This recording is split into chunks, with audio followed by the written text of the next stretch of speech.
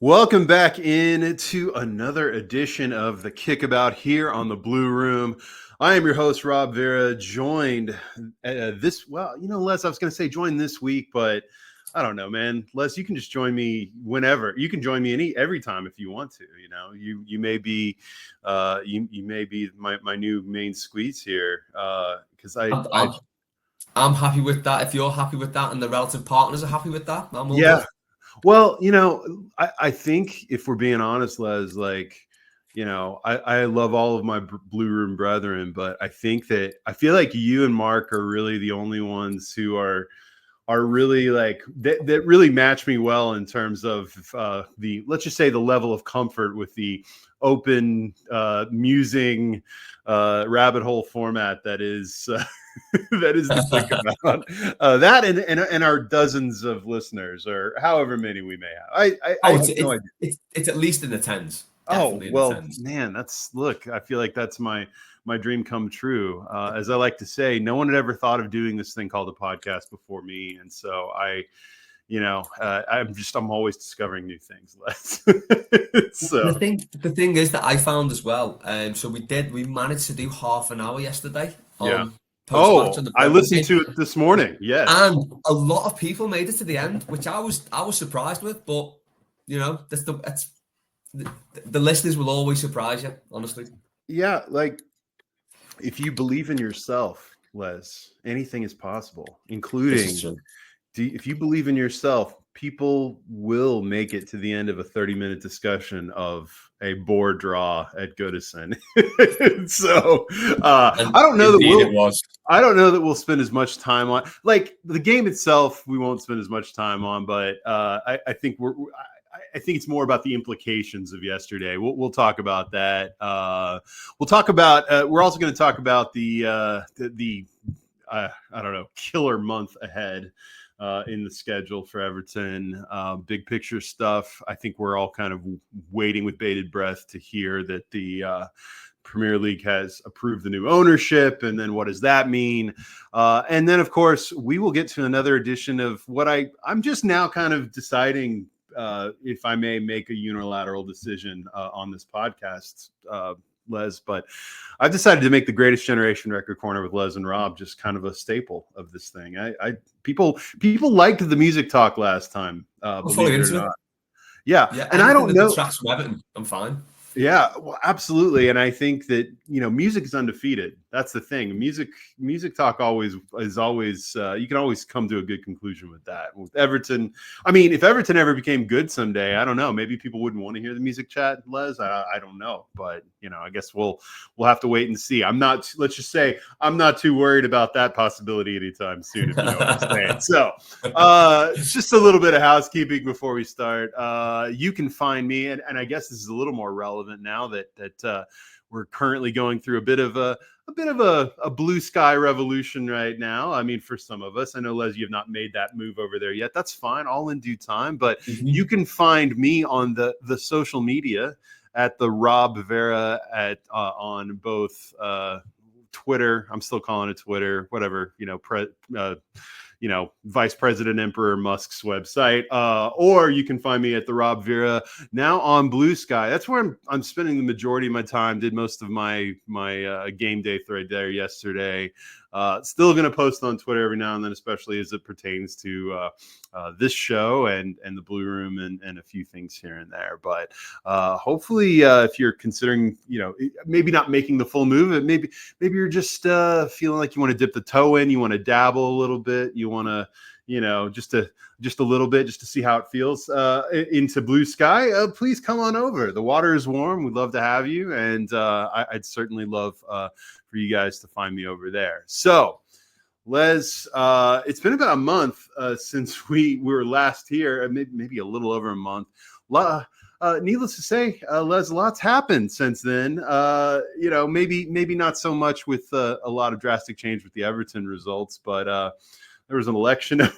There's an election over here, which I have done a very good job of mostly memory holing and putting out of my mind since then. And we've had a lot of what I feel like is a lot of the same old with Everton, which I don't know if that's a statement that applies to the last few weeks or really just the last several years. I don't know, but maybe a little bit of both. But let's start with Brentford yesterday. Unless I'm just going to position this. I listened to the if you haven't listened to the post match yesterday, this is the magic of the Blue Room, guys. Is that this collection of wildly talented individuals can get together, have some drinks, and find a way to make a discussion of a 0-0 draw at Goodison yesterday in a game that, frankly, we really needed to have 3 points in. But the Les and Keith and Matt and the guys really found a way to make that conversation interesting. I recommend you go listen to it. Les, I don't want to just kind of rehash all of that per se. Mhm. I think you guys made a really good point that in terms of trying to talk about the game and the things that happened in the game itself, there's certainly not 30 minutes worth. But I'll kind of bottom line it for you in terms of where I landed, not only in the middle of the game, but really by the end. And that is, I said pretty consistently, I said before the match, this has got to be 3 points given the context of the fixtures ahead. Then when Brentford went down to 10 men, I said, this now double, triple has to be 3 points because you're at home against the Brentford side who I was under the misapprehension that they hadn't won on the road all season, but I found out that they had not even gained a point on the road all season, had not had a clean sheet as well. I don't know if that's home and away or if that's just, in general. But at that point in the match, and you look, everyone can do the thing where at the end, you can say, well, we haven't lost in this many, or we've got this many draw, and just try to do the PR spin of it for those of you still doing Dyche's dirty work in that regard. But when you went up by a man with more than half of the game to go at Goodison, in a game you had to win anyway, you really needed to be winning anyway, but then you had to win as soon as you got the advantage. That was sort of my bottom line. I mean, we can talk about performances. I think you guys did a good job of kind of stating that the subs were the subs weren't wrong, but they were certainly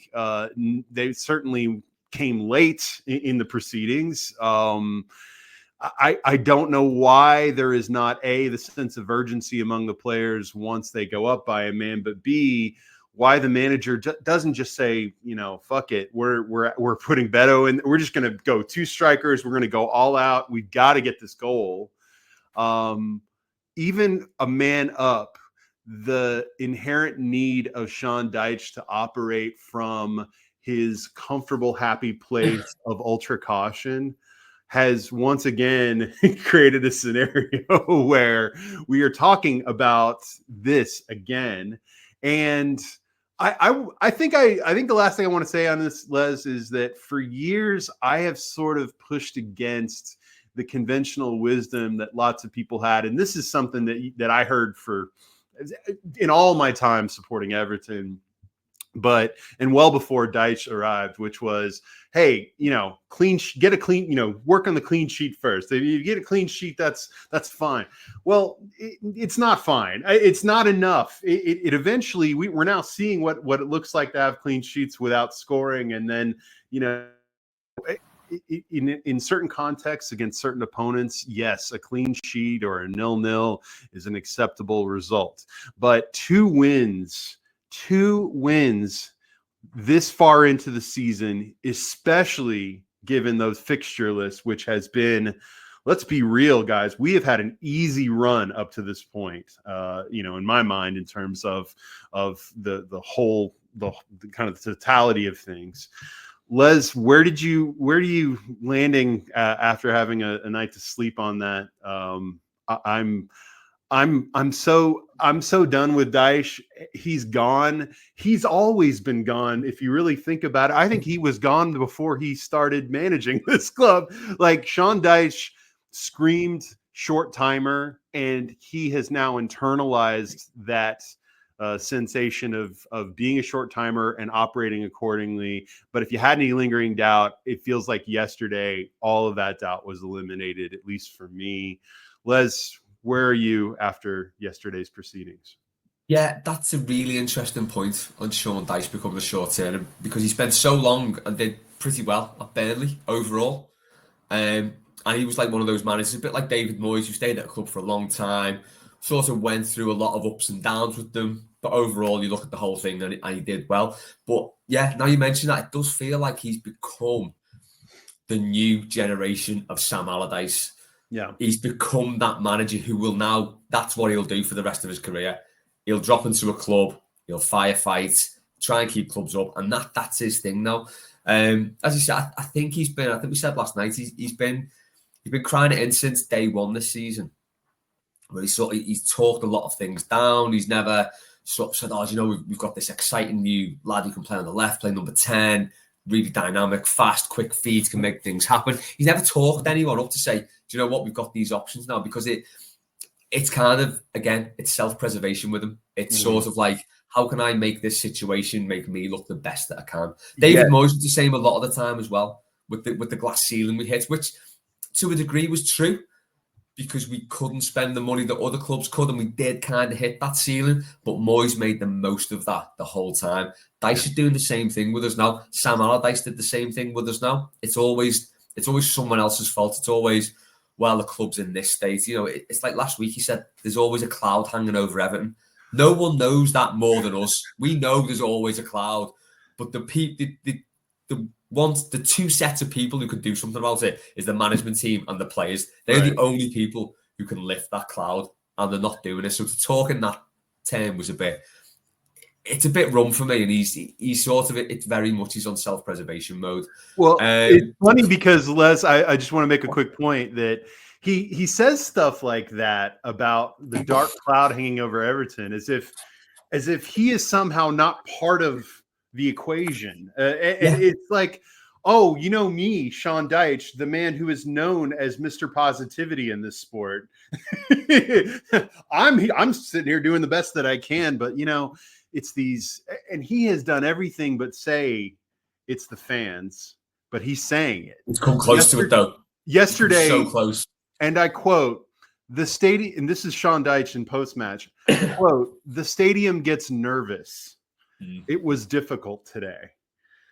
That, do you know again, that is so soft and so weak to excuse your own shortcomings. And it's been an incremental increase in these little comments about the crowd. And believe me, no one is more aware of the moodiness of the crowd than we are.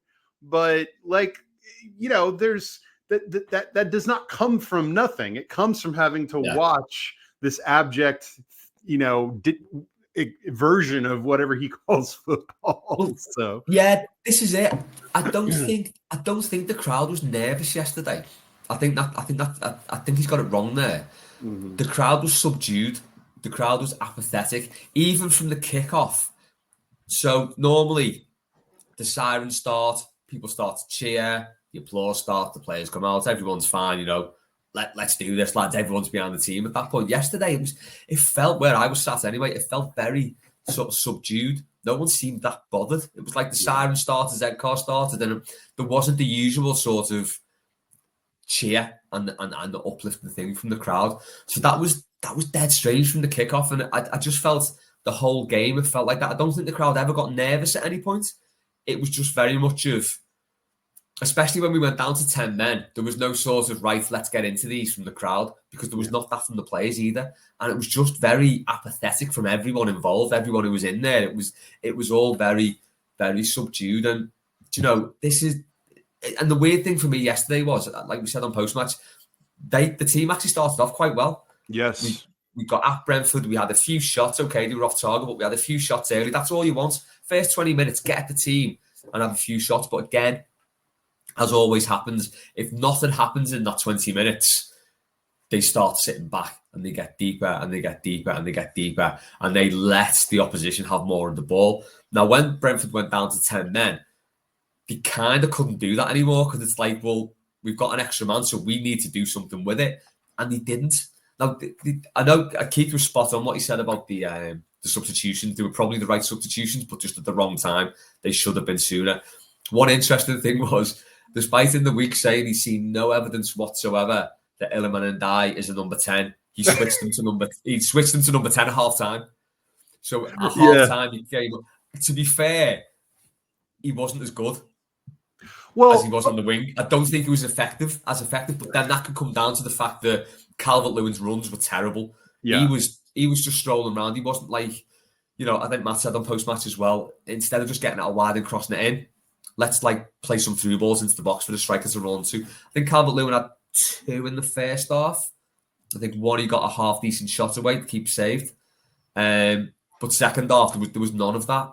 So it's fine putting him in number 10 and saying, okay, let's see what you can do. But then you need to get something from the forward players, because Lindstrom was anonymous. He was making no runs inside. Dwight McNeil, as soon as he went out wide on the left, his head just dropped.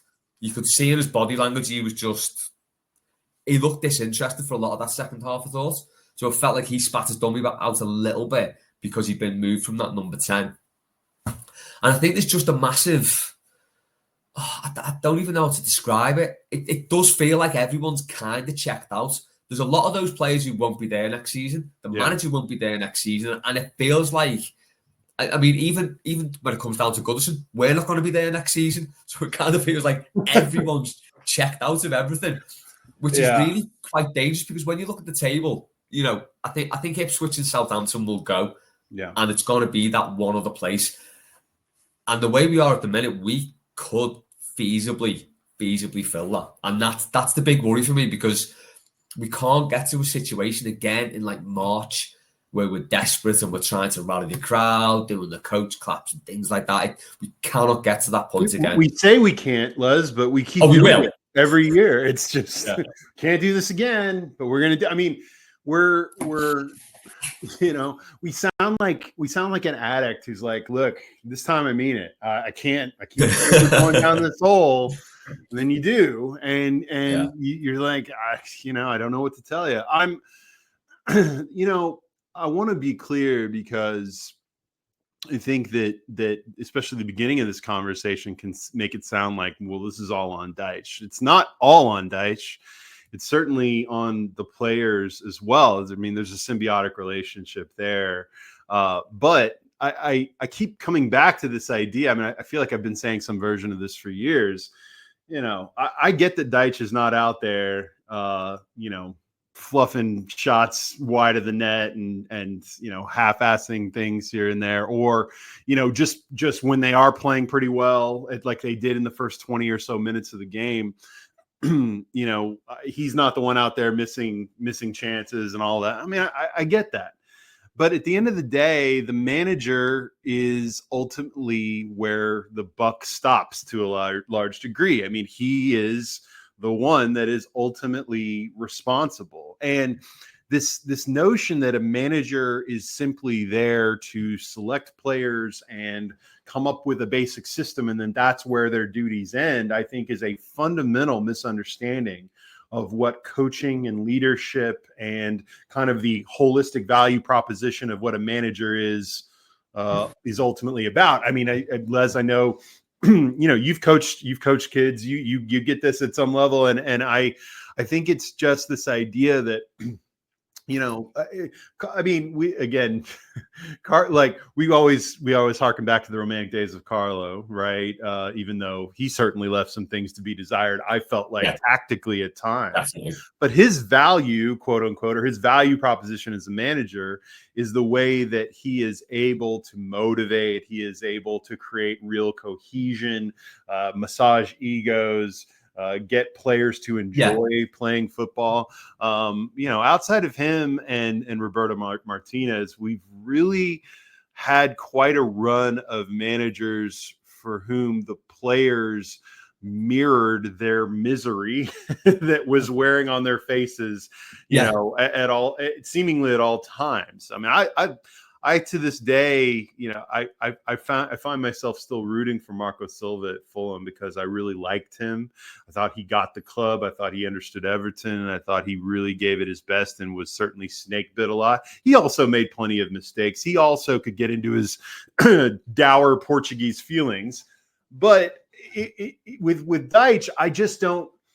I'm struggling to understand what it is that it makes him like. What does he bring to this equation? Because to me, if you want to bottom line it and use yesterday as a microcosm, if you can't win, get your players motivated enough to win with a man advantage at home in a game you absolutely need, because it doesn't seem like he brings motivation or cohesion. He certainly seems to talk about the players in a way, like he said something yesterday about and he does this all the time. He takes these little nicks at the talent that he has on offer by saying, well, I'm actually aware of what we've got here. I'm paraphrasing, but he makes it sound like you don't realize just how bad this group actually is. And again, I'm still not convinced that Frank Lampard had a better set of cards to work with, frankly, than what Deitch has. But Deitch has created this God, mythos almost feels like the wrong word, Les, but he has created this whole narrative paradigm around him that any success is because of him. You should be grateful for anything you get. And any failure is certainly not his fault. And to your point that you made earlier, he does constantly engage with the media in this kind of, with this kind of stance, because it does sound very much like he is already preparing for the post-Everton interviews that he will have, where he will explain that, hey, if not for me, where would Everton be? I am the guy. Like, he has set himself up as the new modern day. You're going to call me when the Winston Wolf thing, without the cool tuxedo. He's gonna. But you brought up Allardyce. Like, random question for you, Les. Would Allardyce be doing better with this group than Sean Dyche? I almost kind of suspect he might be. I don't know, but it feels like it. Yeah, I think he'd be doing about the same, maybe better actually. Yeah, it's a fair point. Yeah, they're both very much point of game merchants. Yeah. That's what they do. They look at games and they think, right, what can we get out of this? And if they get a point of game, that's why I'll be quite happy with that, because we're on 11 games and 10 points now. Yeah. So it's kind of panning out for a 38-point season. 11 games, 10 points, or 12, or I can't remember. Something like that, yeah. I'll look at the table real quick, because we need reference to this anyway. Yeah, so I'm accurate. Quick one on Marco Silva. 11 points in 12 matches. Okay, there you go. Yeah, that's on course. That's par, basically. Just quickly. Well, but given the fixtures, I would say it's not par. It's not. It's not. But I think for Dyche, it is. Yeah. Just on Marco Silva, I think he did Everton and Fulham the wrong way around. So I think had he had this time at Fulham, so got them up on the Championship, consolidated and did pretty well in the Premier League, and then came to Everton, he would have been much better prepared for the job. Yeah. I do think he was dead unlucky, and he's the one manager you look at and think he had the backing of the director of football. Mm-hmm. Maybe we should have stuck with him. But when we did sack him, I just think back to that Anfield derby when it felt like every attack they had, they were going to score. So it was bad. And there's a little bit of sort of hindsight with that because of what he's gone on to do. But I think Everton was wrong for him at the time. I think he's a good manager. Had he gone Fulham then Everton, I think Everton would have been okay. Probably. Yeah. He was guilty. He was guilty of jumping around jobs a little too much early on, and he thought Everton was his big chance to be a big club. So. I get it, but it's I think he's stabilized now at Fulham, which I'm happy for him. That's a random aside, but yeah. And on the sort of the job of the manager, so there are situations, and Ancelotti has this a lot, to be fair to him, whereby you've got a set of players who are so good that you can just set them up in a formation that they like, and they can go out and they can go and win games on that alone. Obviously, Everton are not working on that level, and Ancelotti found that out, I think, when he came to Everton, that the players that he was working with there, even though he brought a few exceptional players in, they're just not on that level, and they do need more coaching. And I think one thing that came out yesterday, I think I alluded to it before, is that we clearly don't work to have the ball. So this team doesn't know what to do when it's got the ball. We had more possession yesterday. We created more chances. We had more shots. I mean, we only had 5 on target out of 27 shots or something.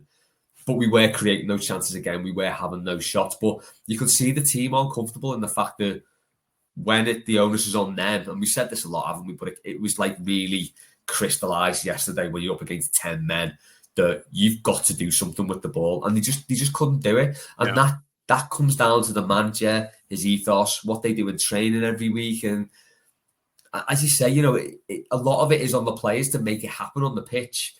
But it does all come down to the manager and what they do in the week and what he says to them before the game. I mean, what did he say to them at half-time? Because they never came out and really looked like, got the crowd on the feet and really went for it. It was just, they came out and just did kind of the same thing. And in the end, I think about 5-10 minutes into that second half, it didn't seem like 10v11 at all. Mm-hmm. No, it was frustrating. I have to make reference to this because this was one of the points where I both laughed and realized that it was maybe an ominous harbinger of doom yesterday. But over on Blue Sky, an account replied to me about, I think I'd posted something about there's no excuse now for not getting 3 points, right? Yeah. And this guy named PJM Phoenix 20387 on Blue Sky, I just want to give him proper credit. His succinct reply was Deitch voice, quote, "If anything, them having 10 men gave them the advantage." And I remember laughing like that is absolutely, he's going to say some form of that after the match. But I laughed at the time thinking, well, surely this will be like the Burnley game last season that I was at, where a ball's going to go off Calvert-Lewin's shin or something. I mean, we'll just overwhelm them with pressure. The crowd will get into it, and we'll nick a goal, and we'll never speak of this ugly game again. And I was pretty confident of that at the time, until, to your point, the second half commences. And let me tell you, there's no slower clock at Goodison than when Everton have a lead. And there is no faster clock in the second half than when Everton need to score. And I kept looking up, and I'm like, fuck, it's 70 minutes. What is going on? And no subs had been made. It was very, and that's the thing is I didn't really quibble too much with the starting 11 bar. I don't get what Decore brings to this thing anymore. I wish that was a weird one for me. That was strange. I'm just, I don't know. Every manager at this club has their pet cat that they just refuse to keep past. But I think that it just the clock kept flying, and I'm like, you could just feel. I think there was 20 minutes left, 20 or 15 minutes left or whatever. I think it was around 75 minutes, and I thought, they're not getting this. They're not going to score. It's just, and you knew it. You felt it. And I don't know. Yeah, that was reflected in the crowd as well, because there was no urgency from the crowd. We just couldn't. This is where the frustration of the crowd, but not to your point. It was that it's almost like we've seen this so many times now. Yeah, exactly. It's the chicken and egg thing, isn't it? That always, like, should the crowd get the players up or the players get the crowd up? It's always the players need to set the tempo, and the crowd thrive off that. Apart from the first 5-10 minutes, it's then on the players, 100%. Yeah. And there was nothing there to get the crowd up. And it was just like, it was very, very resigned to the fact that, this is going to be hard work. Even though we're against 10 men, we're not going to do anything. And there was no, as you say, when you get into that last 10, 15 minutes, there was no urgency. When the board went up for 4 minutes, which I thought was a little bit low, considering the amount of time wasting Brentford have been doing. But even then, there was no right, come on, let's go, which there normally is. There's normally a big, right, let's do this. There was nothing. And that comes from the way the players play. And a lot of it for me is on the manager's demeanour and what he says in the press conferences. Now, I'm not saying we need to go down the Roberto Martinez route of saying, everything's fantastic, everything's phenomenal. But Christ, don't talk everything down quite so much as you do. it took me back to he picked a lot of these players, Les. I think that a lot of the managers have gotten this pass about, well, this squad is this big Frankenstein thing, and it is to a degree. But let's also be real here that like a lot of the key players in this squad are Burnley X's from Sean Dyche's days, or guys like Ashley Young, who he played with because Ashley Young is so goddamn old. That he's picked a lot of these guys. These are guys that he vouches for. And so the players are not doing enough, and I cannot wait to see the backs of many of them. But let's not pretend that, he only inherited a group of players he's unfamiliar with and doesn't know how to manage them or whatever. I mean, and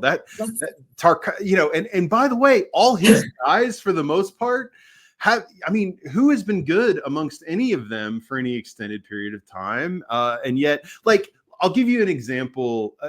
And again, I can even admit that for a player who I would just say by definition, and I'm trying to use scientific terms here, a player who generally sucks like Ashley Young has sucked less for more of the time this season than he did last season for sure. Right. But like, what is playing him and playing Keane and playing, Tarkowski, Tarkowski has been eluding Father Time for a long time. That guy has played so many minutes and played through countless injuries, I'm sure, in knocks or whatever, that he's finally started to slip, and we're seeing it in real time.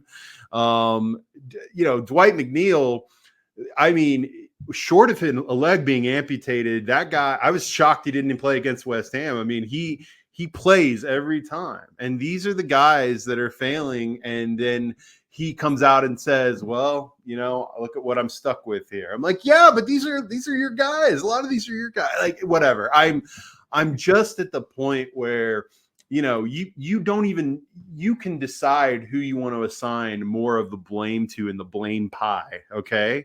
But it really doesn't matter.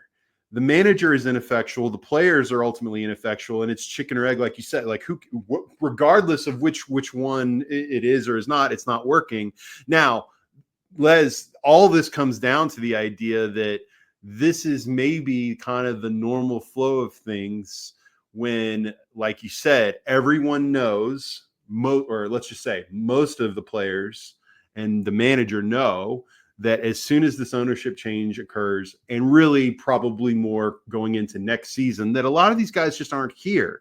And Everton I would almost argue, Les, and you tell me if I'm wrong or if I'm misunderstanding this dynamic, but there are a few clubs that rely more on the players and the manager sort of buying into the collective ethos of Everton as this unified, we're chip on your shoulder, but we are kind of struggling to do this together sort of vibe.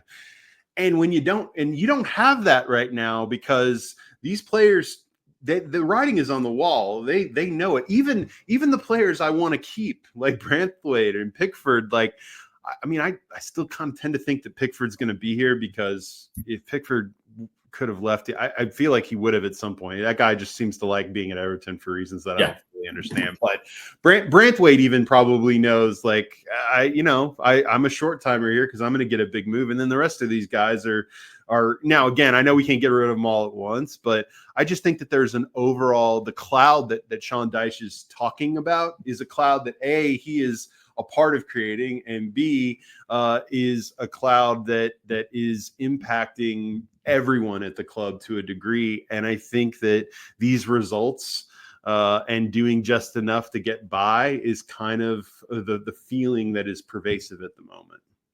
Yeah, this should be perfect for Sean Dyche. Everton should really be the perfect club, because there's no more backs against the wall, everyone hates us club. Got to mix in a win every once in a while, Les. Yeah, but yeah, true. But it is, Everton are at the best when the sort of, like, we're all feeling a bit hard done to. There's a bad refereeing decision, a bad tackle goes unpunished, one of our players puts a great tackle in. That's when we sort of, like, get motivated. Yeah. So this should be perfect, because he's got, and I think, do you know what? He's done that well the last 2 seasons. And this is where it won't wash this season, though, because I think that the first season he came in, we were dead and buried, 100%. Lampard had done a terrible job, got sacked way too late, but we stayed up. Yeah. Fair credit. Full credit. Yeah. Good achievement. Last year, 2 points deductions, stayed up comfortably in the end. Again, great achievement. You can then go to that well every time and say, oh, God, look what I'm working with. Look how hard this is. We've had this, that, the circumstances are terrible. This season is the first season that I think a lot of us went into it thinking, yeah, do you know what? We'll be all right. We'll be fine this season because in real terms, we finished 11th. I think it was 11th last season without points deductions behind Brighton on goal difference. The Premier League darlings, Brighton, behind them on goal difference. So this season was one we all went into quite comfortably. Yeah. And Sean Dyche really could have drawn on the fact that, we've still got our backs to the wall. There might still be PSR issues. So we're all in this together and really pulled everyone together to pull in the same direction. But he's gone into the season like, oh God, no, this isn't good. I've got this, I've got that. He's talking everything down, and it does drag everyone down. But in reality, he's got the perfect crowd to draw upon there to say, oh God, yeah, things are bad, but it's us against them. Let's get into these. Let's do this. It's very basic football parlance to say, right, lads, into these now. Let's get stuck in, if nothing else, which is what we should have done yesterday. Yeah. But the team didn't. The crowd didn't. No one was asked. It was just, and that's the worry for me, that there's so much apathy again around the club. And I think it's, some of it could come from exhaustion after the last few years, because I don't know if there's many clubs who've been in that position where you're in a relegation scrap 3 years running and you don't actually go down. Yeah. Because a lot of times in that, like the third season, a club will go. Yeah. And then you've got the whole. It's a whole different way of looking at the game. Then when you drop down a division, I mean, obviously none of us know what that's like, but I imagine you drop down a division, it's completely new, and I imagine a sort of sense of, right, this is something new, and a little bit of desperation to think we can't do this for much longer than a season. It will energise everyone, and you go a different way. But I don't think we'd be okay. I don't think we'd be okay either. I think it'd be dreadful. Yeah. I don't know. I want to, on the one hand, the past can be informative. I think you can look at the last couple seasons and say, look, it all turned out okay. Our bar for okay is very low at this point, but it all ended up fine. And maybe that happens, but then the reality of this coming month, it's kind of a double whammy, because not only do you see what is on the horizon, it then really drives home the games that we've already played with so many missed opportunities.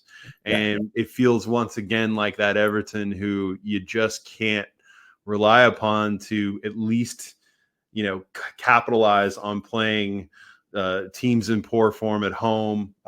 It doesn't feel like there's anything that, like, it feels like a win for us requires something out of the norm, because the norm for us is either losing or drawing. And really, I think that part of, you mentioned that, hey, maybe these players are just exhausted and or mentally, washed after a few seasons of this, which, no one wants to hear that. But, maybe they are. But I also think, frankly, that you've got a manager who sets a tone at the top of, you guys are really bad. So if you can just get a point here or there and just scrape by, then you should be proud of that. And look, I'm a realist. This is not a European squad or anything, but I think that when you are, look, there's there's just the natural dour nature of you all just being English in general that I think pervades everything. Then you have a long season in a cold part of the, of which long stretches are in a very cold, gray, dark part of the world, and you have a manager who almost seems to have come from all those elements, and to basically hammer home that you should feel kind of down and depressed all the time and just try to get by, and I think that Everton just need some kind of jolt. We're always looking at it from players, we're always looking at it from a new manager, hoping that they can bring some freshness to this thing or whatever. I think the difference this time, though, Les, and this is, I think, where I want to maybe try to end on, a bit of hope, is that unlike previous times where we're asking a new manager to come in and shuffle the same old broken down chairs on the Titanic, we at least believe this time that if the ownership thing goes through, which I still want to wait until it's official, but I believe it's happening. There at least is a promise of it's not like when Mashiri came in and I thought we're rich now, and we signed, remember that summer where we signed all the number 10s and Keane and Pickford in quick succession, and I thought, hey, we're rich, this is what it's like. But I do think that at the very least there's some hope for a relatively decent amount of competence and some player turnover to take place. All that being said, we're now staring at the upcoming fixtures: away at United, home to Wolves. And if you think I feel good about home against Wolves, I don't, Les. We should feel good about it, but I don't. Home derby, good God. Yeah. Home derby, away at Arsenal, home to Chelsea, away at City. I swear to God, Les, there's a very real scenario where somehow City keeps losing until they finally play. It's this interminable losing streak they're on. It wouldn't shock me. I mean, I'm surely they're going to win before then, but it would be very Everton if they hadn't. And then what becomes a crucial home fixture against Forest, who are having a pretty good season. Like, it is a gauntlet coming up, and it's a gauntlet partly because of how soft these opening fixtures were. And we knew this, these schedules come out way before the season, and you would like to think that there would have been a sense of urgency just collectively. But also, I think yesterday was kind of a microcosm of the fact that there seems to be very little sense of urgency, around this team. Maybe it's because they think it's December, we've got months to go. But I don't think that they have earned the benefit of the doubt just because they have scraped by. Like you mentioned last season, and look, credit, we stayed up, but man, there were a lot more bad sides in the league last season than there are this season. And I would also point out that what did we go, like 4 months without a win or something? Like, we went some ridiculous period of time without games, I think. It was, to be fair, we did draw quite a few of them, and that's how bad this league is. If you can just scrape a draw instead of getting beat, you'll probably be okay. And that's how bad this league is. Yeah. Southampton look like they're going to go down. Was it Southampton, Ipswich probably, and then one other, and then one other, and again we're in the one other conversation again. Well, Leicester have literally just sacked Steve Cooper after yesterday. Yeah, so probably going to go grab Moyes or something like that. Well, yeah, this is it. And you know what? It says, like, it speaks massively to how crap a situation we're in, that I'm now looking at that and thinking I'll be a little bit gutted if Leicester go and get Moyes when we maybe could have had him. And I hate the fact that the club are so backward looking and would do that. But the way things are, I do think he would get more out of this squad than we're getting at the minute from Dyche. Yeah. And that's, I think Foxy made a great point yesterday, though. If we could get Moyes in for 18 months and then put him upstairs, director of football, I would take that all day. I really would. Because he can't, if there's one thing Moyes can do, he can spot a player. He really can. I'd take that. But, it's testament to how bad a situation we're in. That I'm thinking, go ahead. I'd have that. And I'm just looking for... Go ahead, sorry. No, go ahead, Les. No, I was going to look forward to next season, like next season's, Doncaster away. Next month's fixtures. What were you going to say about Moyes? No. I was just going to say about Moyes, like I'm very conflicted because there's a part of me that certainly has a fondness of my recollection of him, if you will, that only could have come about with lots of time. I was very kind of upset with the manner in which he chose to leave. Like, I don't blame him for leaving for United. I blame him for the manner with which the business around Leighton Baines and Marwan Fellaini was conducted, and I thought that was pretty. The way he left as well, we could have got compensation for him. Yeah, yeah. There's a whole myriad of things. That's all water under the bridge. But look, since then, time heals a lot of wounds. He won that trophy. I was thrilled for him winning a trophy at West Ham, and I think that my conflict with Moyes is that on the one hand, there's a part of me that thinks there are certainly some attractive elements to him and with his history at the club. I also think, though, that more often than not, you really can't go home again, if you know what I mean. Like, I do think that the step that Everton as a football club, as a fan base, as a collective entity have to take at some point is, and forgive me if I'm oversimplifying this, Les, but we've got to move the fuck forward. You know what I mean? Like, it's just, we have got to decide that we don't need the same old retreads, whether it be in managerial positions, whether it be, bringing players back. I think that there's a point where, it's time for a real turning of the page, and that's where I'm conflicted. But yeah, look, if you give me a proposition of Moyes till the end of the season, which I put that on a t-shirt, Les, Moyes till the end of the season, like I'm in for that. Fine, as long as there's an acknowledgement that maybe that this. And that's the thing is Deitch. I would look at Deitch very differently if he had kept us up. And, even maybe through last season, hey, he did it again, but we don't need this. Now, granted, he's a victim of circumstance. We're victims of his victimhood of circumstance too, because, and if we had the ownership situation handled, he probably wouldn't be back this season. Yeah. And we're just kind of, it's like I know I've used some form of this analogy before, but it's like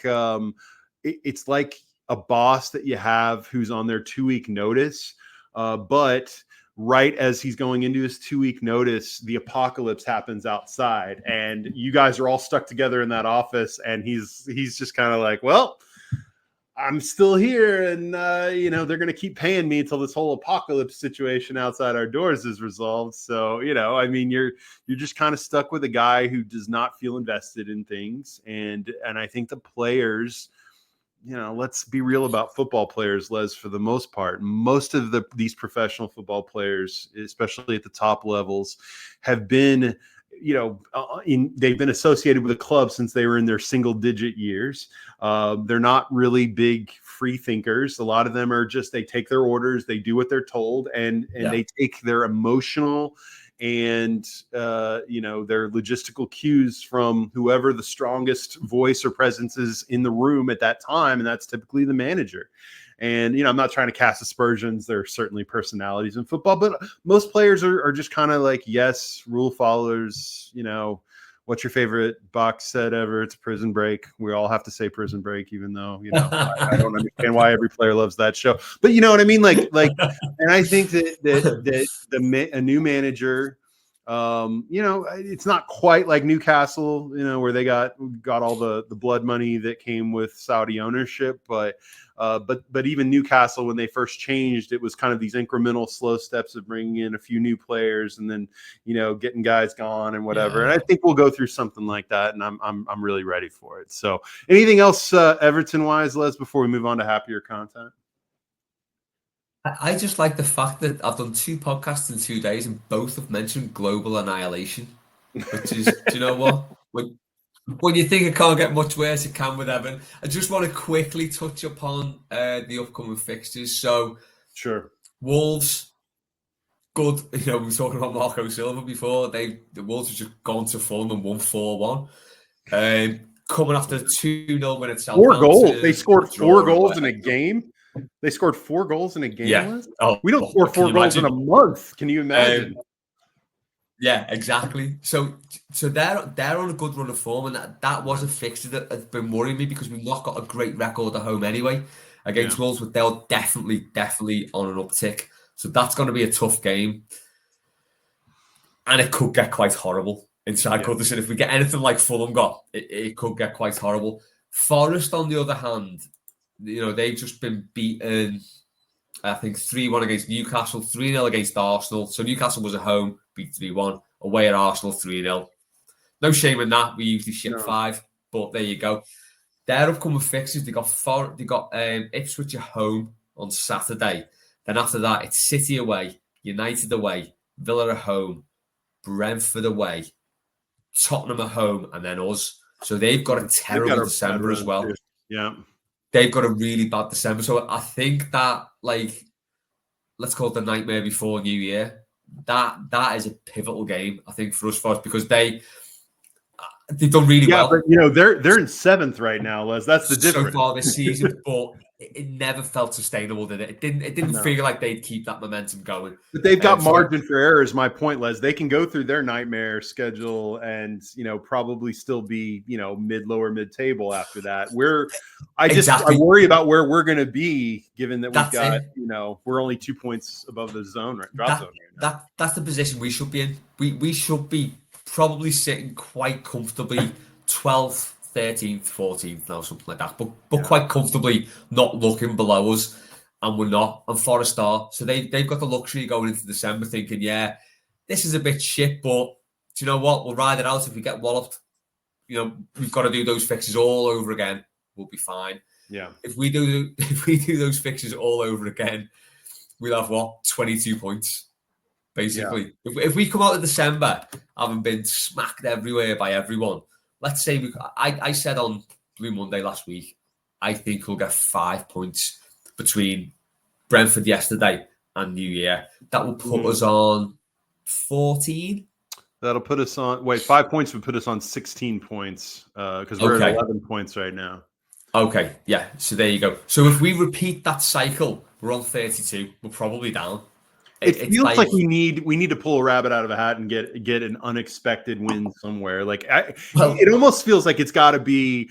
I know this sounds crazy, but maybe not crazy because I just think Chelsea are one of those sides that can look like world beaters one week and then just be awful the next. But I think that that home match right before Christmas on Sunday the 22nd. That feels like one where we've got to get something out of it. Like you've got to get a result somewhere where you're not expected to, and you absolutely need to get that Wolves game at home. But I'm sitting here saying that after a game that we absolutely needed to get at home. Like that's the thing that drives me crazy is because if we're talking about a win yesterday, we're in 15th right now. We would be, I guess West Ham are set to play. They're on 12. But we could be in, we could be as high as 13th or 14th. It's just, it's frustrating because you just already know you're going to look back. And again, I think maybe this will be my last question, Les, and again, I know that's not apples to apples because of the influx stuff going on with the ownership right now. But remember when we kept Lampard on after those 2 back-to-back Bournemouth humiliations, frankly, away on the South Coast, and everyone was like, this is the time to do it, and then they didn't do it, and then they just persisted, and it got way worse. And I'm just kind of like, are they really going to drag Dyche through this? Now, again, some of this may be like how quickly does the ownership get approved? Does the ownership already have someone in place that we don't know about? I would hope so. I just would be shocked to think that the new ownership, regardless of the fact that they don't have power right now, haven't been having a discussion of what does day one look like once we get the green light? Like, do we have, someone to bring in? And again, I understand if, there are still people out there who are going to argue that, hey, well, Kevin Thelwell's doing a pretty good job or whatever. I'm not one of those people necessarily, but I'm also kind of like, if you want to wait till the end of the season to kind of, make the changes as director of football, that's fine. This manager, this can't go on. No. And I think yesterday, even though it's a draw, yesterday in some ways is even more alarming than some of the losses, because it's right there for you. It's every opportunity. I mean, do you need to be up 2 men instead of 1? Like, I don't know, but Brentford absolutely was there for the taking. And by the way, credit to Brentford for for rallying at that point and saying, yeah, we're not going to lose. And I had to hear on the comms the entire time, Les, that Thomas Frank is just known as, one of the things that he's really known for is that he exudes positivity constantly. His players feed off of it, and they find ways to, navigate situations because of it. And again, Brentford are in 11th. They've only got 6 more points than us. I'm not saying they're some perfect model and that Frank is some perfect manager, but man, I like, what would it be like to have a manager who did not immediately subscribe to the worst case scenario version of what Everton is all the time? I mean, it would just be, hey, Martinez had his faults, but I sure loved how I felt when he was the manager for most of the time until obviously the last season and a half or so. But anyway, anything else, Les, on Everton? Do you know what? I've spoken about Everton for about 90 minutes over the last 2 days, so I'm done. I've got to do it again tomorrow morning with Dave and Roger on Blue Monday. So I'm done with the Everton talk. I'm all right with that. The hardest working man in football podcasting, Les Roberts. No, buddy, I hear you. I hear you. Okay. Let's pivot, guys. If you have made it this far, God, 56 minutes. And again, I'd like to point out we did not talk about Brentford the whole time. It was really a bigger, broader, holistic discussion about Everton, but that's still a lot of Everton for the kick about. I want to end in the segment where I think we always feel good afterwards, which is the Greatest Generation Record Corner with Les and Rob, trademark sign next to it. This is where we did this last month on the pod, and this is just going to be a staple of this thing, Les, because I don't know. I always feel good talking about music, especially in this case where Les and I, who are of, obviously scientifically speaking, the greatest generation of music, we each select an album from the 80s, 90s, or 2000s. And we ask one another to listen to it and to provide their feedback and thoughts. This week, Les, do you want to do your selection first, or would you like me to go first? I can lead with mine. I'll give it an intro. Okay, let's do yours, because I thought this was an inspired pick. And by the way, I'd like to add a little bit of context. Is that we were originally going to record a couple weeks ago. We weren't able to, and let's just say that this album was the album you picked. It ended up being the medicine that I did not realize that I needed after a very dark week in America. So, Les, why don't you start us off? Okay, yes. So, my album, being like the old man that I am, we are. I'm going to take you back to 1995. It was a glorious summer. I just passed my driving test. I had my first car. It was I don't know if you're familiar with this, Rob, but it was an automatic Mini Mayfair. No, I mean, I know what an automatic is, but no, what is have you ever seen how big an actual old British Mini is? No, I have not. You would struggle to get in one. Seriously. I have zero doubt. I'm very, very. It's a small car. Okay. And this thing was like a go-kart. It was amazing. And I think the one album that defined that summer for me, and there was a lot of great albums about in the summer of 1995, a lot. Yes. But it was Black Grape. It's great when you're straight. Yes. Yeah. Yes, the magic of Sean Ryder that I did not know that I needed, but outstanding. Exactly. So for people watching on YouTube, this is the best version of the album cover I can get. It's Carlos the Jackal. Very topical because is there a Netflix series about Carlos the Jackal at the minute? I did not know that was Carlos the Jackal. I had no context of who was on that cover or what that was all about. That's Carlos the Jackal. I don't know that I know what Sean Ryder looks like, Les. So for all I know that was him, and doing some shtick. So Carlos the Jackal, wasn't there like was there like a Bruce Willis movie based on? Like, I feel like there was a movie based on him at some point, but I can't recall. I'll have to look that up. But the album, as you say, it was Sean Ryder's second vehicle after the implosion and disintegration of the Happy Mondays. Yeah. And do you know, I was so this will lead on to yours a little bit, Rob, but I felt slightly too young to know just the first iteration of the Stone Roses. So Second Coming, that's when I heard about them. I kind of missed the grunge thing a little bit as well. Yeah. And I kind of missed Happy Mondays. I was aware of them. I knew a few of the songs, but I wasn't banging into them. So then when this came out, it just kind of blew my mind. It was like when, obviously, when you, 18 in 1995. When you're 18, there's a lot of music you listen to and it blows your mind. You're like, oh my God, this is the best thing ever. Yes. And this was one of them. It's just such a bit of an out there album. If you've not listened to any of the Happy Mondays back catalogue, this album will like kind of take you a little bit by surprise. I probably knew Kinky Afro and Step On. That was about it. When I listened to this, I just absolutely loved it. It is a brilliant summer album. And Shake Your Money, for anyone who follows me on Twitter or anything else, 1 million years old and still in trouble. That's my tagline on any of those platforms, and it's from this song. It's just a brilliant album. I just love it. And when I said this was my choice, I was a little bit worried because I didn't know whether you were onto these, whether you liked them. Because there's been a couple of things in the past that have sent you, you've been like, what the fuck is that? Like, she was like, what the hell is this? But I wasn't sure if this was one of them.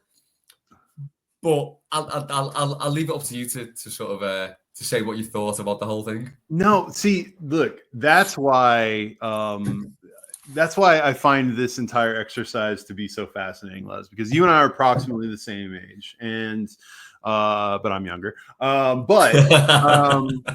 think that there is such an interesting kind of compare and contrast, especially if you're talking about the early to mid 90s, of what was the experience music-wise for an American teenager then, which I think our albums today kind of suggest that, compare and contrast a bit. But like the experience of and obviously having hosted a radio show for 7 years that focused on a lot of this music. Like, to answer your question, I have absolutely played a couple tracks from Black Grape on my show previously, but I can't say that I knew a ton about them. But there's definitely this kind of contrast in styles between a lot of the alternative rock and that kind of giant power complex on FM radio that was constantly playing in the 90s and on MTV, and the more quintessential, I think, kind of British experience there that was more, to me, a little more, it was so interesting. I am a moth to the flame of any documentary about the 90s in Britain as it pertains to music, just because obviously I think the term Brit pop probably is almost the same kind of almost cliched, inaccurate term that quote grunge is here. I mean, it's kind of a placeholder word trying to describe music that's actually pretty varied, and everything seems to start with, like, in my mind, okay, Stone Roses at Isle of Wight, and then you have everything kind of growing from there into what eventually turned into a lot of the Britpop scene as a whole. And then, you got your Train Spotting soundtrack. But to me, Black Grape is like kind of it grew from that kind of the ashes of the Stone Roses Happy Mondays period, and I don't know if any of Black Grape kind of counts or sounds like what you guys refer to as sort of the Manchester sound necessarily, but I would say that for me, and maybe for like some of the American audiences here, if you want to kind of like what I thought it sounded like, it's this kind of like, one, it's very danceable. It's full of energy. It's got this sort of gospel, psych funk sound to it, that reminds me a little bit of like Primal Scream, Screamadelica, or it sounds almost a little bit like a little dash of Soup Dragons. You ever heard of Soup Dragons, the Scottish group Soup Dragons? Divine Thing is one of my favorite singles from that period. Maybe even a little, some of the funkier stuff sounds almost a little bit like Corner Shop at times. Like there's a lot of ingredients in this mix for Black Grape, but I loved it because I needed that album a few weeks ago when, about a month, it was almost a month ago, God, or several weeks ago when you recommended it, Les, because it was just like a shot in the arm. It is like a few songs on there. Like you had the first couple tracks, Reverend Black Grape, In the Name of the Father. They both kind of have this like gospel, kind of tone to them and aesthetic, and then it just gets you going. You mentioned Shake Your Money. Shake Your Money sounds a little bit like there's a hint of Sublime in there for me. For Sublime was way bigger over here than over there, but they've got that same kind. It's got that same kind of like, almost bordering on like kind of a bit of a ska beat at times that I really like. Big Day in the North was also one that I randomly liked, because Big Day in the North at the beginning, and I'm not kidding, the instrumentals at the beginning have this kind of almost like smooth jazz, like Sade type feeling to them, and then it's, instead of getting Sade's voice, you get Sean Ryder's voice. Which is kind of funny because he's definitely sort of an acquired taste in terms of he'll do a little scream singing or whatever, but yet it works. Do you know what? Like, just quickly on that, Rob, sorry. Yeah. I have played Happy Mondays and Black Grape to the kids, and they can't, like the kids love the same music that I do. Yeah. That's a whole other conversation for another day. But they cannot get their head around Sean Ryder, anything that he does. I think it's his vocals. It is very much probably an acquired taste, but it's so funny that you're expecting Sade, you get Sean Ryder. That's that is quite something. But I think just to that point as well, I think that's a very underrated thing about everything that Sean Ryder's done. He's not just some sort of basic sort of like, I don't know, hedonistic like pop singer. There's a lot of influences that you don't sort of see at first. I mean, it was like, obviously Step On was like basically a John Congos cover, some South African guy from the 70s. Yeah. It's quite a niche sort of cover version, but there's a lot of influences there that you probably don't get enough credit for. The one thing I will say about Sean Ryder, Black Grape and Happy Mondays, I've seen them all live. I've never seen them good live. They've never done a good live performance, which is dead sad. But I just think in terms of musical influences and that, there is a lot going on there. As you say, it's not a basic sound, and people might not think that of like Sean Ryder, Happy Mondays, Black Grape. Yeah. There's a lot going on in there. There's a lot of things in there. Yeah, I think that there was a sense of adventurism in the 90s, but in particular, I would say this was even more the case over there in England versus here, in that not that there weren't, I mean, there's so many great American albums from that period, but I think that there was this sense, and Sean Ryder sort of epitomized this for me, of like, I won't be put in a box. I'm going to include whatever elements that I find interesting into music, and I'm going to throw them all together, and genre be damned, and you guys can call it what you want. And eventually someone gives whatever sound you create a name. But in that period before there is this sort of, genre box that you get placed in, there's a lot of room for real creativity and, really interesting music. I think that Black Grape can be, like, to the point you made about your kids, can probably be a bit of an acquired taste. Like, frankly, a lot of the music from that period, I think now is certainly doesn't fly, because I don't think people, especially if you're listening to this and you're, let's say, 15-ish years young, like you're in your early 30s, late 20s, you're listening to this, it's really hard to convey how mainstream in terms of radio and MTV play that quote unquote alternative music like this had become. Whereas you don't really like, this is the most pop dominated like that we lived in since maybe the early 80s, and even then the early mid 80s had so much, what we now call the classic alternative, the new wave, all that kind of music.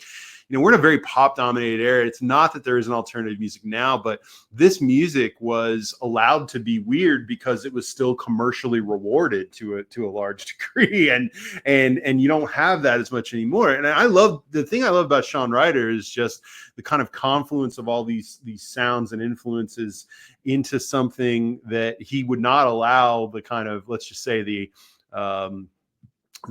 unique nature of his voice to be impeded by, right? Like, I think sometimes you could have people who sounded distinct and different just doing their own thing, and it would still come across great. But especially we're recording this on a Sunday, I was telling Les that I was listening to Black Grape before we recorded today, just to get it, one more refresher before we had this conversation, so it could be fresh. And man, this is a quintessential Sunday album. You get up, especially if you're into the brunch culture, you want to, have a few drinks, enjoy your eggs, enjoy your coffee, and listen to something that's a little bit mad and a little wild, but also kind of uplifting and energetic, man. I cannot recommend it enough. Fun fact about this album, I only learned upon you having me listen to this, that the name of the album is It's Great When You're Straight. Yeah. I didn't really know what that meant or what that was about, but it alludes apparently to, his newfound sobriety at the time that he recorded this. Now, I don't know that he stayed sober for very long after it, but, he apparently recorded this in a period, in a relative period of sobriety for him, which is always interesting. It's always kind of weird to say, Les, that some artists benefit from the drugs and some and not from the sobriety, but I don't know. I think Sean Ryder's one of those artists who did the full spectrum of it. A little bit like Pete Doherty. The full spectrum of, like, they've been at the most creative when they're completely off the tits on God knows what, but they've gone the other side of that, and it's been so self-destructive and destructive to the band, like the way the Happy Mondays fell apart. Yeah. If anyone doesn't know the stories of how the Happy Mondays fell apart and what happened, just read it. It's incredible what happened with that band. But yeah, it's sort of, so to come through the other side and do a straight album in 1995 was some going, to be fair.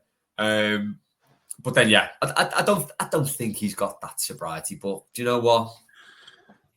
Your ability, I will say, Les, you English and your ability to just treat your bodies like garbage and still survive. We marveled at Pete Doherty still being alive. Like, I'm shocked that another one of my music heroes, Jason Pierce, aka Jay Spaceman, who is spiritualized basically, was in Spaceman 3 or whatever. That guy literally, I mean, drugs were the art, and he is alive and still touring. I saw him last year open.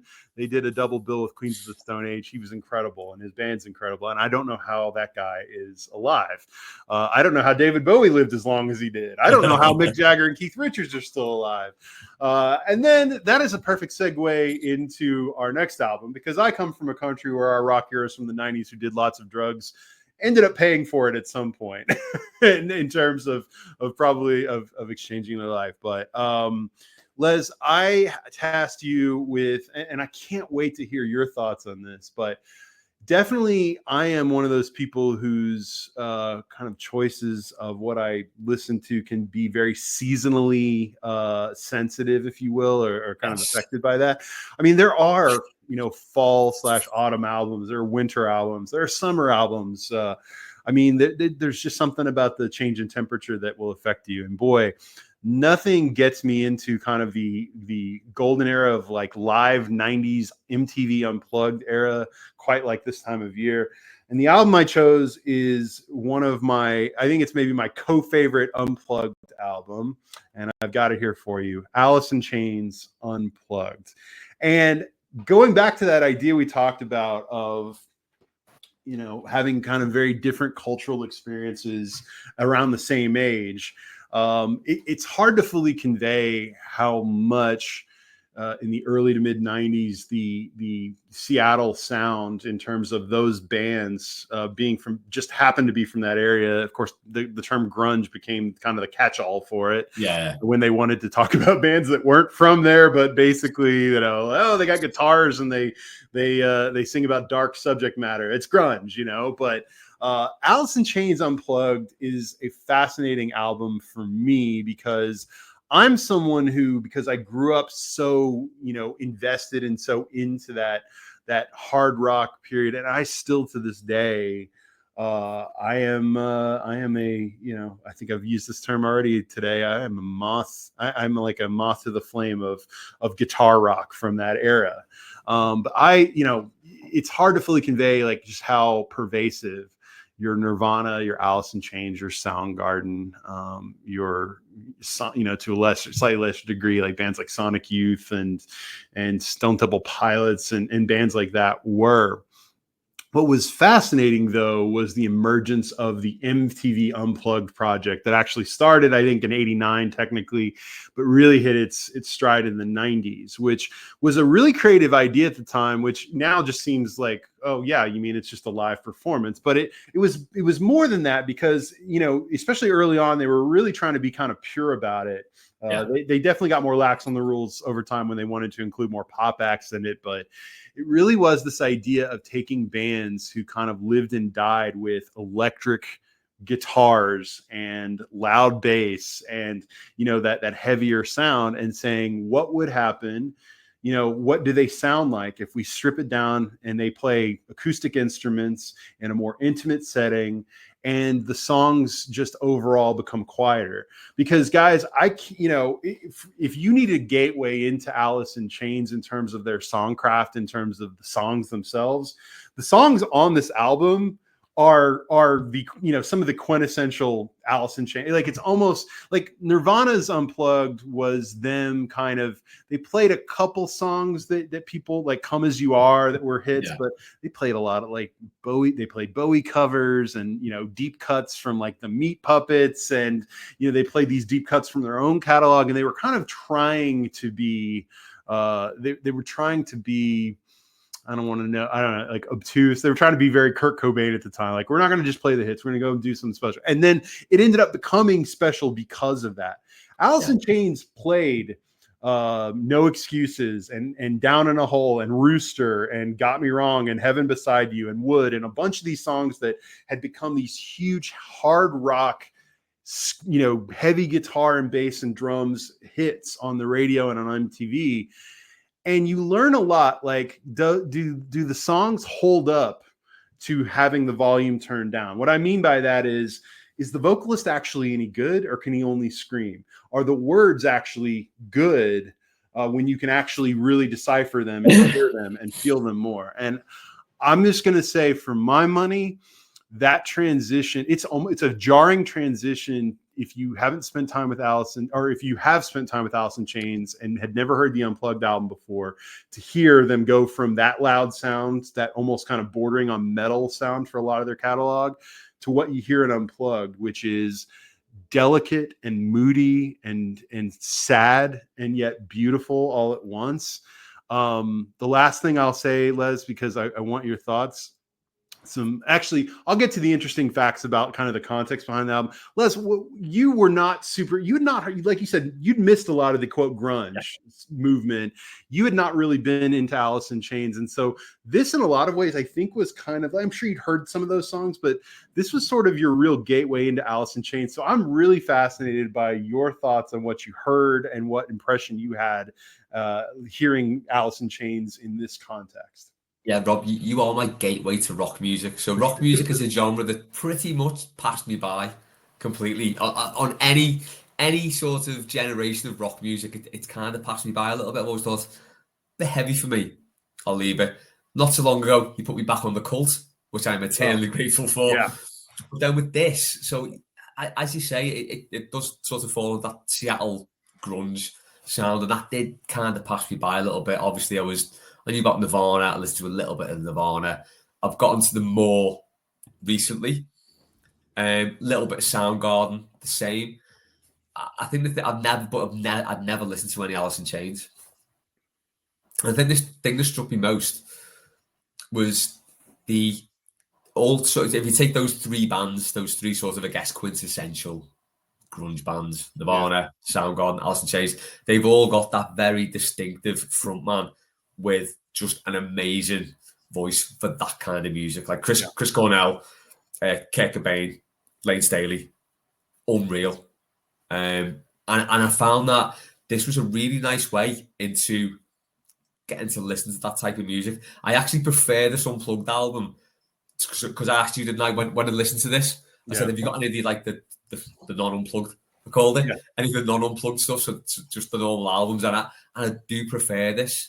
Yeah, to I get it. The actual albums. It's a strange thing, the MTV Unplugged, like you say, it did sort of take those bands who were like quite loud and quite rocky to bring it down to sort of say, can you just do that? And I think this album absolutely nails it. I think, as I say, on a lot of things, I'm quite a basic bitch. So my favourite ones are Rooster, Down in a Hole. They're quite easy ones. I think Nutshell, the first one as well, is great. And I really enjoyed that, and I surprised myself because when you sent me this, I was a bit like, oh shit, this really isn't my thing. Yeah. But then when I listened to it, I genuinely loved that, and I would go back to this sort of more than going back to their albums. One thing I wanted to ask though about this, obviously, as you say, it's kind of a best of. And when we've done this music corner, we've listened to the albums in full. Yeah. Which again is another experience that we don't do. I certainly don't do enough of. No, we're in a streaming world where we can just hit shuffle on a playlist. Exactly. You hit DJ on Spotify or whatever, and it just throws up whatever it throws up. So it's very rare to listen to an album in full. I think this does scan really well as an album in full, even though it's a kind of a best of done acoustically almost. How does this stack up for you against the full albums of Alice in Chains? So where does it? Because I know, like Nirvana Unplugged has become an essential Nirvana album who people will put probably above the studio albums. Is this the same? Well, I think that I love your response because it's totally valid. There are some people who are just not as into the heavier guitars and heavier rock, but yet you appreciated this for just what it was. Even and frankly, not even having a ton of the context of what the other song version sounded like, I think almost allows you to appreciate this with a fresh perspective. So I would say, for me, like I do love, as a guy who loves hard rock and metal in particular, yes, I do love those Alice in Chains albums. But I will tell you, Unplugged is the one that I re-listen to the most. It is the most re-listenable for me of their albums. I think that with yes, it's a lot of their best of on there. There's also some deep cuts that are really good. Like they hadn't played, like Frogs near the end was one they hadn't played, or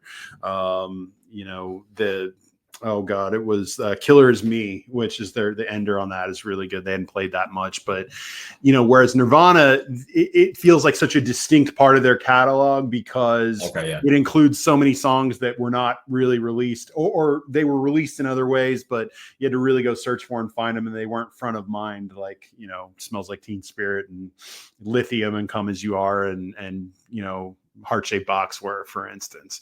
And that's what's funny, is because that's what the producers of the show wanted Nirvana to do, is kind of like, play kind of a best of and maybe mix a few eccentric ones in. But for me, this album for Alice in Chains gets to the heart of their talent. It gets to, I think in a lot of ways, Lane Staley was a perfect frontman for a heavy metal or hard rock band, but also showed in this venue a real versatility to have that vulnerability. And really, I will say this, you can't really rip this album from its context. And once you know about it, you can't forget it, which is that by the time Alice in Chains performed on Unplugged and this album was recorded, and by the way, you can go on YouTube and watch the whole thing, which I recommend doing. They had not played a show in 2.5 years when this was recorded with Lane Staley. To give you some context. His drug issues and addiction issues had gotten so bad. And think about it. It was recorded in 1996. So they had not played a show together since like late 93, early 94, something like that. And that's right in the heart of what should have been their money-making heyday period. And that's how much trouble he had, staying sober to perform. And this ended up, by the way, being, I think they only did 5 more shows with Lane Staley after this before he was kind of out of the band and they were done, and he died in 2002. But I think that when you listen to this, one of the magical things that Unplugged does well is they don't edit out the crowd reactions, and they allow you to sort of feel that. And one thing that, you pointed out, Nutshell. Nutshell is the opener of this album, which is a very powerful sequence, because when you hit play on it, all you're hearing is the slowly building rumble of the crowd. And what ends up happening, and if you watch the video, you'll see this, each member of Alice in Chains kind of walks in one at a time. Jerry Cantrell, who is really Lane Staley and Jerry Cantrell are the Lennon-McCartney of this thing. But Jerry Cantrell is the one who starts playing his guitar first, and then all the members of the band came in, and then you hear the loudest roar when Lane Staley finally walks on stage, because he has not been with the band for years. And he even makes allusions to it if you listen to the album of, we're just so glad we could be here for this. And, there's a gratitude that he understands that this is not long for this world, and when he's playing it. And so that adds to this sort of vulnerability and the context of the moment, where, you had a band that was, whether they knew it or not, and you have to suspect that part of them knew that this was going to become like the document for them, because there wasn't going to be there were only literally 5 more opportunities of pretty poor quality, let's be honest, of Lane Staley, playing live shows with them. This was the one that was, recorded in, for perpetuity, if you will. And it is, there's a combination of his voice and Jerry Cantrell's harmonizing voice with it. And Jerry Cantrell is, of course, the guitar mastermind and writes a lot of, he's the Noel Gallagher of this thing, if you want to, these, unlike those two, these two were actually best friends, which is part of the sadness of it all. Yeah. But no, I love that.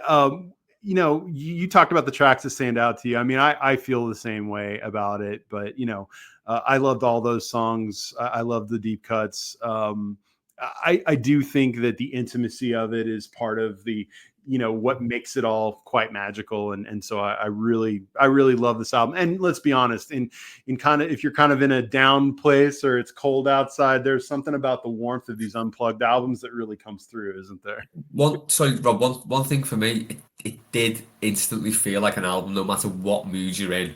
Yeah. You can put it on. If you're feeling a bit down, you can put it on. It'll do well for you. If you're feeling quite happy, you'll get something different from it. That's what it felt like. There's not that many albums that you can put on whatever frame of mind you're, but I did feel like this was one of them, definitely. And to have the added context as well, I didn't know any of that. Yeah. So that it does make it all a lot more pointless. I'll definitely watch the on YouTube. Because that's another thing with the Unplugged stuff, isn't it? The performance of it.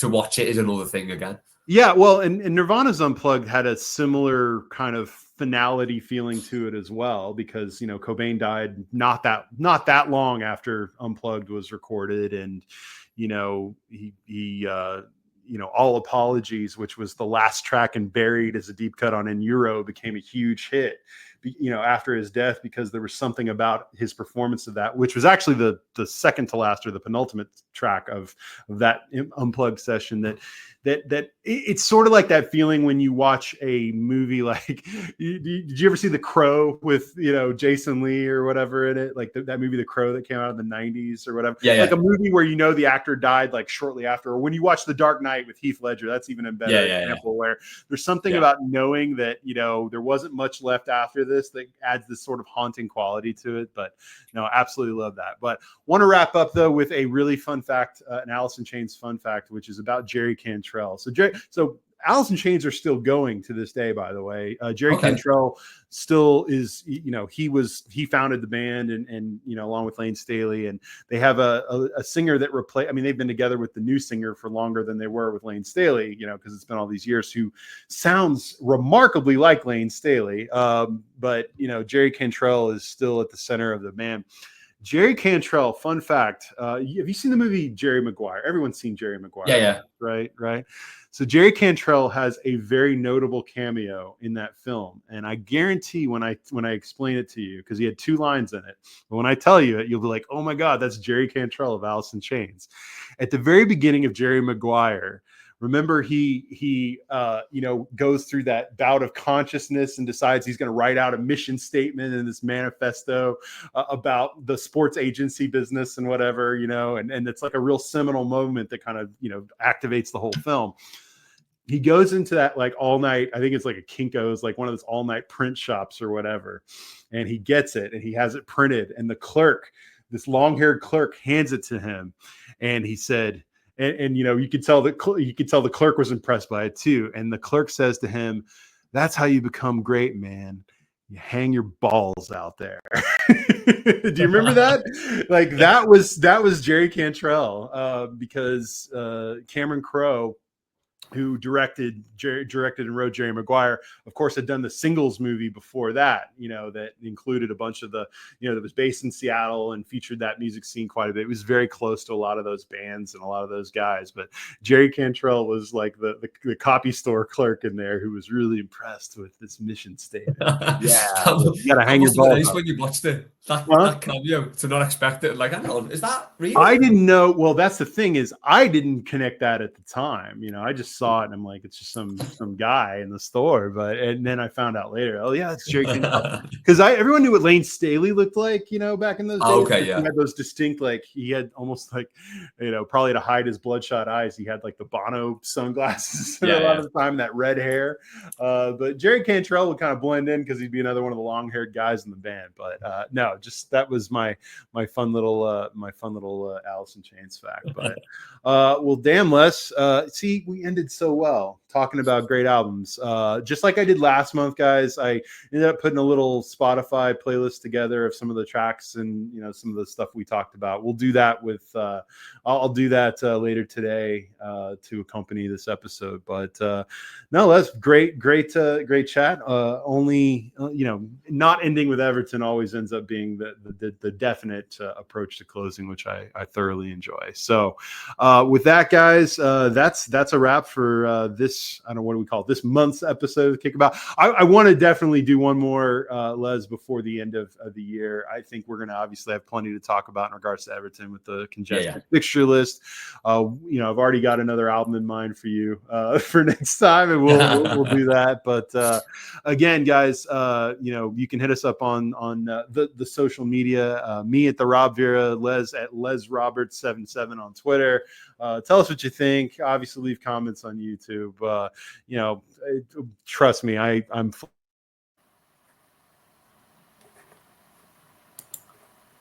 uneducated, but if you've got things to tell me about the feedback on the music chat, I'm always here for that, for sure. But for Les, I'm Rob. We've got Blue Monday coming up tomorrow. By the time this drops, I think you'll be getting Blue Monday along with that. The Everton byline will be coming out.